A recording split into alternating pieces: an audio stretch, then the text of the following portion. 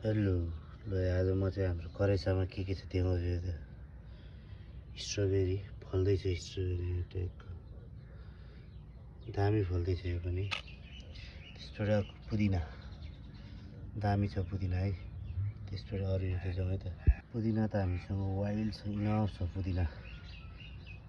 ल त्यसपछि अर्को हल्लो बेत पनि टन्न फलिरहेछ एकदम फुलिरहेछ भनौँ न अहिले कोपिला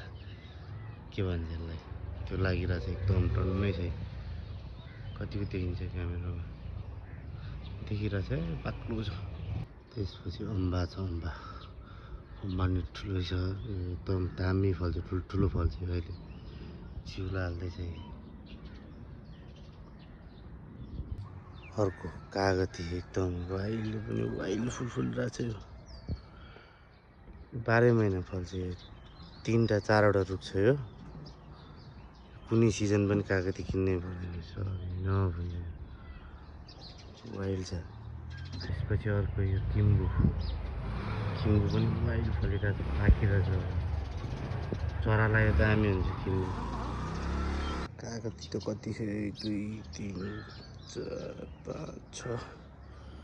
6 7वटा छ कागती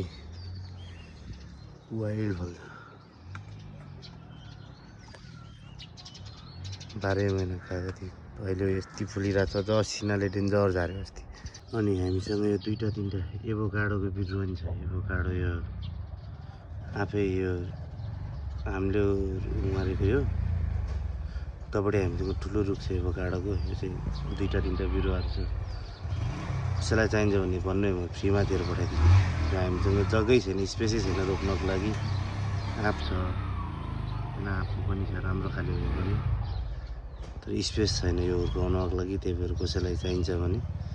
निःशुल्क दिएर पठाइदिन्छु अर्को यो अनार छ अनार पनि छ तर फल्न चाहिँ राम्रो फल्छ अहिले सब यो सिमीहरूले पुरै यसलाई घेर्थ्यो थाङ्रो बनाइदियो सिमीहरूले पुरै यसलाई अब राम्रो फल्छ यो पनि सिजनमा अनार पनि अर्को यो एभोकाडो छ एभोकाडो पनि एकदम दामी ब्रेकफास्टमा सही हुन्छ यो खानलाई पनि अहिले एकदम फुलिरहेछ